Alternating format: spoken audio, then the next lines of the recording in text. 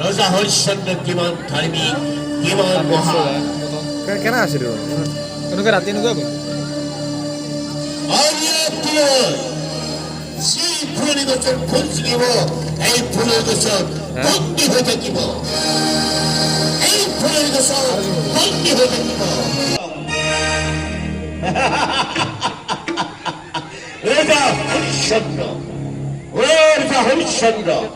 তুমি মহামতি কি কার্য তুমি এই পণ্ডিত মুকুটি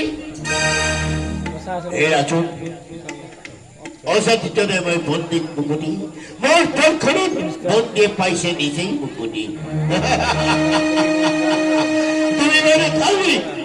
তুমি মানে মহান যে তোমার তলখনত ফুলনি পণ্ডিতসকলে মুক্তি লাভ করলে ভাষায় মনে